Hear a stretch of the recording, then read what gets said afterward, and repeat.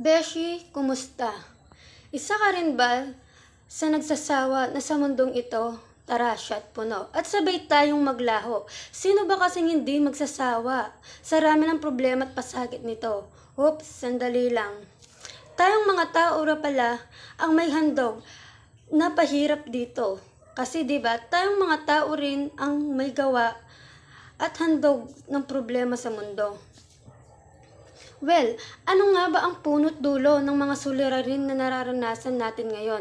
Sina Adan at Eva ba na kumain ng pinagbabawal na kaining mansanas noon? O serpenteng luminlang sa kanila kaya tayo'y nagdudusa bilang parusa ng Panginoon? Kagustuhan ba kaya talaga ng Diyos na sa pagkalugmok sa problema ay hindi tayo makabangon? Magsimula tayo sa ano ba ang dahilan ng paghihimagsik ng kalikasan? Hindi ba dahil rin sa ating kababayaan at pagsira sa handog niyang yaman? Nababahala sa sobrang baha, gayong putol at tapon lamang dito at doon. Nagrereklamo sa sobrang init ng panahon, gayong sobra naman kumumolusyon. Nagtataka at nagagalit. Bakit wala pa ring nagbabagong ninanais para sa bayan? Gayon sa halalan, ang may malaking salaping bigay ang siyang pinapaboran. Nailuklok sa bayan ang mga politikong gahaman. Di naisip na sa sobrang tinatanggap sa kasagsagan ng botohan, sa kalaunan ay siyang sobrang nawawala sa kaban ng bayan. Sinisisi ang gobyerno sa labis na kahirapan, gayong wala nga maayos na trabaho ay labis na kung asawa ay anakan. Tuloy ang mga anak ang siyang labis ding kawawa at nahihirapan.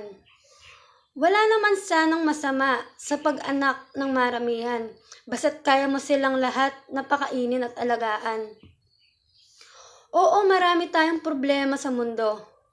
Nariyan ang problema pinansyal, pisikal, emosyonal, at kung minsan problemang handog sa iyo ng isang tao.